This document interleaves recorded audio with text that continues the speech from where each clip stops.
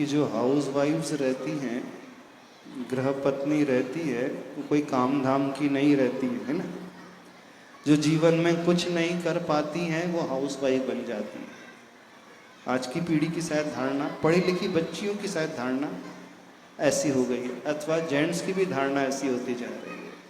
यानी सही महिला, सक्सेसफुल महिला वही मानी जाती है, सही बच्ची वही मानी जाती है जो अच्छी डिग्री होल्डर हो और जिसके पास अच्छा जॉब हो, जो फाइनेंशियल इंडिपेंडेंट हो, यानी जो स्वयं पैसा कमाना जानती है, किसी पर आश्रित नहीं रहती है, वही सही महिला है। पर ये एकदम गलत धारणा है। एक आदर्श गृह पत्नी बनकर के जीना, समझना उस महिला का कितना समर्पण है, कितना त्याग है। वह एक पूरे परिवार को संभाल रही है, वो बच्चों की पेरेंटिंग सही कर रही है, बच्चों को समय देती है, पति के लिए समय देती है, अपने सारे कर्तव्य का निर्वाह करती है, सास ससुर के लिए, माता पिता के लिए, घर के बड़े बुजुर्गों के लिए, सबको साथ लेकर के चल रही है। उसी के इसी त्याग के बल पर उस परिवार में बड़ा अच्छा माहौल बना रहता है।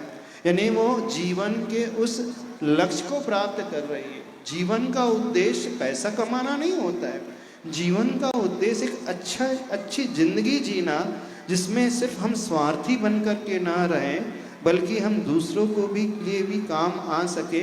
और बच्चों की अच्छी परवरिश करना, एक अच्छी माँ बनना, क्या इससे बड़ा भाई कोई जॉब होता है दुनिया में? कि सिर्फ दुनिया के लिए, दूसरों के लिए काम करना और एक अच्छा पैकेज कमाना ही जॉब होता है? जो कैरियर ओरिएंटेड बहुत ज़्यादा होती हैं अथवा जो जॉब ओरिएंटेड होती हैं, अब वो एक प्रकार से ना उनमें मातृत्व रह पाता है, ना अपने बच्चों के लिए समय है। उनके बच्चे पैदा होते ही 6 महीने के बाद, 8-10 महीने के बाद डे केयर में चले जाते हैं, उस प्री नर्सरी में चले जाते हैं, वहीं उनका समय बीतता है। ना उनके पास अपने बच्चों के लिए समय है, ना हस्बैंड के लिए है, ना इन लॉज के लिए है, ना परिवार के किसी सदस्य के लिए।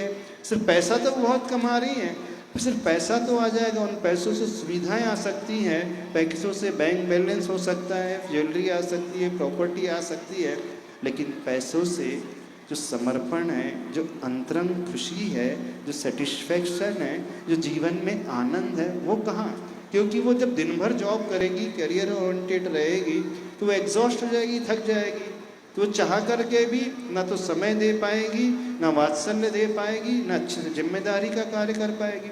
हमने ऐसी बहुत सारी फीमेल्स को देखा है, एक स्टेज के आने के पश्चात वो स्वयं रियलाइज़ करते हैं हमने कहाँ गलती कर दी, फिर वो जॉब को क्विट कर देते, रिज़ाइन करके फिर एक बहुत अच्छे से अपनी सारी जिम्मेदारी का निर्वाह करते हैं और अच्छे से परिवार को संभालते हैं। इसका अर्थ यह नहीं कि हम बच्चियों की पढ़ाई के विरोध में हैं। हम भी कहते हैं कि आज की बच्चियों के लिए पढ़ना चाहिए, अच्छी डिग्री लेना चाहिए, अपने भीतर कैपेबिलिटी डेवलप कर लेना चाहिए। यदि इनके जीवन में आवश्यकता पड़े तो आप स्वयं अपने पैरों पर खड़े हो सके और परिवार का संचालन कर सके। लेकिन यदि आवश्यकता नहीं है तो आपके जीवन में कोई नीड नहीं है कि आप बाहर जा कर के जॉब करें और मेट्रो सिटीज़ में रहें। क्योंकि हमने ऐसे बहुत सारे लोगों को देखा है, जब वो फील्ड में उतर जाते हैं तो उन्हें कितना कॉम्प्रोमाइज़ अपनी लाइफ में करना पड़ता है, यहाँ तक कि उनका जीवन भी और संस्कार भी सुरक्षित रह पाए आसान नहीं होता है। वो जो डेडिकेटेड वुमेन होती है वो ही अपने शील को अच्छे से बचा पाती है, नहीं है तो वह आज के बहाव में बहते चली जाती है, क्योंकि उसे इन परिस्थितियों से समझौता करना पड़ता है। हम फिर कह रहे हैं, हम फीमेल की उस स्टडी में, एजुकेशन में, उनके निषेध में बिल्कुल नहीं है, पढ़ना चाहिए, इवन एक्सपीरियंस के लिए जॉब भी करना चाहिए, आवश्यकता पड़े तो करना चाहिए, लेकिन फर्स्ट प्रायोरिटी डिसाइड करना चाहिए। हमारी प्रायोरिटी पहली हमारे कर्तव्य है, सेकंड प्रायोरिटी जो है वो जॉब होना चाहिए। यदि आपको करना ही है तो जॉब इस प्रकार का करें जहाँ आप पहले परिवार के लिए समय निकाल सकें, फिर बाद में सेकंड ऑप्शन में 3 to 4 आवर्स आप जो पार्ट टाइम कुछ कर सकते हैं, अपना घर में रहते हुए कर सकते हैं तो वो करें। तो फीमेल के लिए सबसे अच्छे प्रोफेशन होते हैं तो मेडिकल प्रोफेशन अथवा टीचिंग प्रोफेशन, अथवा जहाँ इस प्रकार की इंडिपेंडेंसी हो कि वो स्वयं सुरक्षित रह करके स्वयं के ऑफिस आदि में बैठ सके, तो उस जगह वो कार्य होना चाहिए। लेकिन फिर हम कहेंगे सबसे बड़ा कर्तव्य एक ऐसी नारी बनना जो पहली प्राथमिकता अपने परिवार के लिए दे रही है, उसके भीतर मातृत्व का गुण है, उसके भीतर ऐसे भी वात्सल्य आदि के गुण हैं कि जो सबको साथ लेकर के चल रही है, उसके भीतर धर्म के संस्कार हैं और उसके भीतर एक आदर्श नारी के संस्कार हैं। दिशा जैन कोलकाता से। नमोस्तु गुरुवर। अब जब कोई व्यक्ति साधारण जीवन जीना चाहता है, ना ज़्यादा प्रदर्शन ना ज़्यादा अपेक्षाएं, तो लोग उसे अम्बिशन रहित, धीमा या समाज के लायक नहीं कह देते हैं। कृपया बताएं क्या आज समाज में सादगी और संतोष ही सबसे बड़ा अपराध बनता जा रहा है? ऐसे समय में हम कैसे अपने भीतर के संतोष को जीवित रखें बिना खुद को छोटा महसूस किए हुए? बड़ा आसान तरीका है, दूसरों को देखना बंद कर दे, कंपैरिजन करना बंद कर दे। बड़ा आसान तरीका है। अपनी क्षमताओं को देखें और क्षमताओं के अनुसार आप क्या कर सकते हैं उसके अनुसार अपना जीवन जीना सीखें। जो व्यक्ति अपने लाइफ स्टाइल को, जो लाइफ स्टाइल के तरीके को दूसरों को देख कर के बनाता है, यानी उसका बेंचमार्क जो है दूसरा हो जाता है, वो कभी भी सुखी जीवन नहीं जी पाएगा। वो कितनों को देखेगा, कितनों से कंपैरिजन करेगा, एक ना एक दिन वो हार जाएगा, अथवा उसे इन्फीरियरिटी कॉम्प्लेक्स घेर लेगा अथवा उसे सुपीरियरिटी कॉम्प्लेक्स घेर लेगा, वो दीनहीन बन जाएगा। जीवन हमारा है, हमें निर्णय लेना है कि हम सादगी पूर्वक रहना चाहते हैं तो हम वैसा रहें, हमें उसमें आनंद आ रहा है। दूसरा कौन होता है डिसाइड करने वाला कि आप कैसे रह रहे हैं? ओम थोड़ा सा व्यवस्थित। अमोल जैन। कभी भी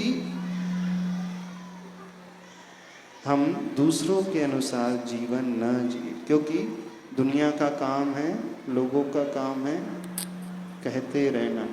आप अच्छा से अच्छा पहनो तो भी वो कहेंगे, वो आपको नहीं छोड़ेंगे। आप सिंपल पहनो तो भी वो नहीं छोड़ेंगे। आप बहुत कॉस्टली ज्वेलरी पहनो तो भी वो कहेंगे।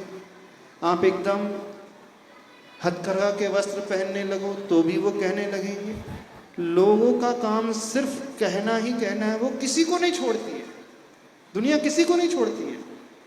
बड़े से बड़े व्यक्ति को उसने नहीं छोड़ा तो हमें कैसे छोड़ देगी?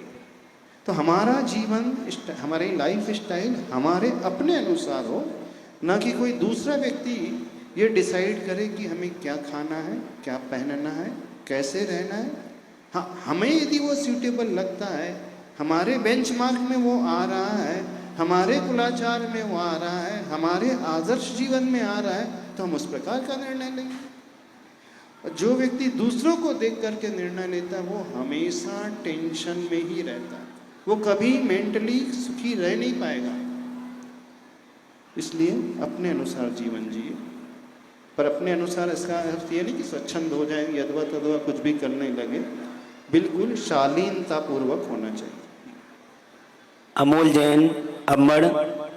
और उसके बाद तैयार रहे नितिन जैन देवड़कर अम्बड़।